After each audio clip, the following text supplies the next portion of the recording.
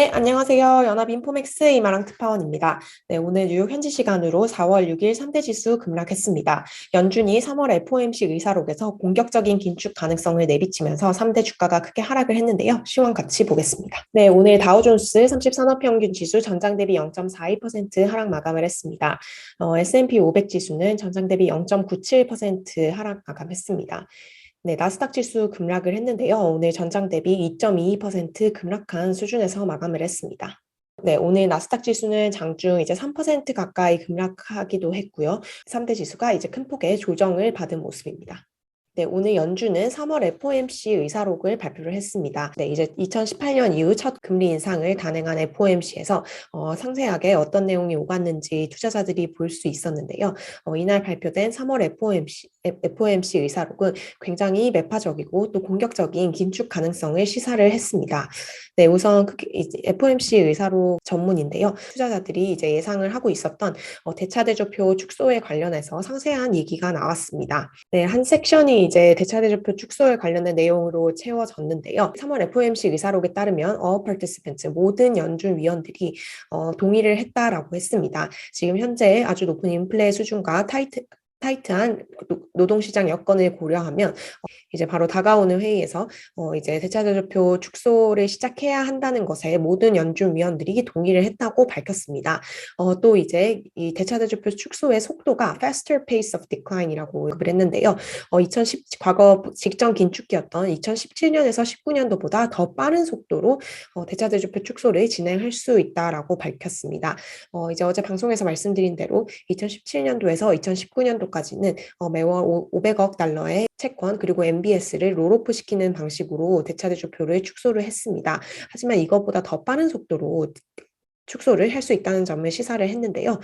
연준 위원들은 generally agreed, 대체로 동의를 했다라고 했습니다. 대차 대조표에서 한 달 동안 줄이는 상한을 국채 600억 달러 그리고 MBS 350억 달러로 하는데 대체로 찬성을 했다 했습니다. 합치면 이제 950억 달러가 되는데요. 과거 긴축기였던 500억 달러에 비해 2배 가까이 큰 수준입니다. 상당히 매파적인 발언으로 해석이 됩니다. 네, 금리 인상에 대해서도 발언이 나왔는데요. 이제 중요한 문구를 이제 제가 하이라이트 쳐놨습니다. FOMC 결정기구의 많은 참가자들은 이제 현재 여건에서는 they would have preferred a 50 basis point increase라고 얘기를 했습니다.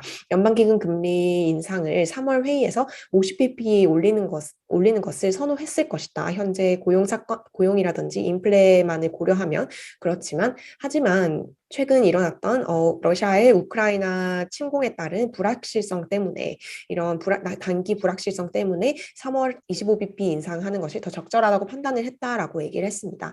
한마디로 말해서 이제 50bp 금리 인상하려고 했던 거죠. 거의 50bp 금리 인상을 하려고 many participants, 많은 참가자들이 동의를 했지만 이제 전쟁이라는 예기치 않은 변수가 터지면서 25bp 인상에 그쳤다라는 얘기입니다. 또 어떻게 얘기를 했냐면요. Many participants, 많은 참가자들은 이제 향후 돌아오는 future meeting에서 최소 한 번 이상, one or more이라고 얘기를 했고요. 최소 한 번 이상 50bp 인상을 단행을 할 것이다라고 얘기했습니다. 50bp 인상을 다가오는 회의에서 실제로 단행을 할 수 있고 연준 위원들이 이를 충분히 검토를 했고 또 이제 대다수가 찬성을 했다라는 얘기죠. 상당히 매파적인 내용으로 해석이 됩니다. 네, 전문가들 역시 오늘 발표된 3월 FOMC 의사록이 굉장히 매파적이라고 평가를 했습니다. 네, LPL 파이낸셜 전문가인데요. 이제 의사록은 was a warning to anyone. 경고였다라고 얘기를 했습니다. 페드가 이제 향후 인플레에 대항하는 과정에서 페드가 조금 비둘기파적이라고 얘기를 하는 사람들에게 경고를 날렸다라고 얘기를 했습니다. 한마디로 이제 연준이 좀 완화적인 정책을 계속 펼칠 것이라는 기대는 하면 안 된다는 얘기겠죠. 네, 이렇게 설명을 했습니다. 이제 연준은 시장을 경고하려고 노력을 했다라고 얘기를 했습니다. Telling the market in no uncertain terms. 그러니까 이제 대놓고 확실하게 얘기를 해줬다라고 얘기했습니다. This is serious. 아주 심각하고 아주 중대한 문제이기 때문에 인플레에 대항을 할 것이라는 거를 확실히 소통을 시켜줬다라고 얘기를 했습니다. 네, 결국 이제 굉장히 공격적인 긴축이 다가오고 있다는 거를 다시 한번 이제 페드가 얘기를 한 셈이죠. 네, 모건 스탠리는 이렇게 얘기를 했는데요. 이제 주식 시장이 getting the idea, 이제 점점 알아가고 있는 것 같다라고 얘기를 했습니다. 이제 600억 가량의 채권 롤오프와 350억 가량의 MBS 이제 롤오프, 즉 다시 말해서 대차대조표 한 달 950억 달러의 대차대조표 축소가 이제 실제로 일어날 것이라는 것을 주식시장이 받아들이고 있는 것 같다라고 얘기를 했습니다.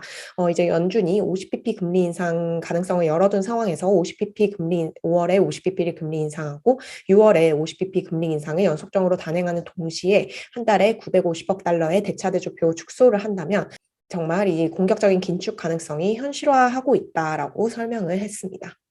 네, 또 이제 다른 전문가인데요. 이제 오늘과 어제 우리가 주식시장을 보면 주식시장이 채권시장을 따라잡는 것을 이제 우리가 볼 수 있다, 목격할 수 있다라고 얘기를 했습니다. 채권시장과 주식시장이 계속해서 괴리된 흐름을 보여왔지만 결국 주식시장도 이 연준의 공격적인 긴축 가능성을 피해가지는 못하는 모습입니다. 통상 긴축기에 들어가면 이제 고성장 밸류에이션이 높고 미래의 수익에 이제 실적이 기반하고 있는 기술주가 큰 폭의 조정을 받게 됩니다. 네, 이 CNBC 기사인데요. It never pays to fight the Fed. 이제 패드에 대항을 하는 것은 언제나 좋지 않다라고 얘기를 하면서 그렇기 때문에 우리는 기술주 그리고 오토메이커 뭐 이제 테슬라 같은 거 얘기하는 거겠죠. 대해서 포지션을 줄이고 있다라고 얘기를 했습니다. 실제로 오늘 뉴욕 증시 섹터별로 기술주와 커뮤니케이션 서비스 업종이 두드러지게 하락을 했습니다. 네, 오늘 시총 상위 대형 종목들 일제히 하락을 했습니다. 테슬라 4.17% 하락을 했고요. 마이크로소프트, 알파벳, 아마존 모두 3% 안팎으로 하락을 했습니다. 애플도 거의 2% 가까이 하락을 했습니다. 반면 이제 헬스케어주라든지 에너지주 그리고 경기 방어주 등은 이제 상승하는 흐름을 보였습니다. 네, 방금 이제 CNBC 기사에도 나온 내용인데요. 시장의 격언입니다. 이제 연준에 맞서지 말아라라는 것은 이제 오래된 시장의 격언이죠.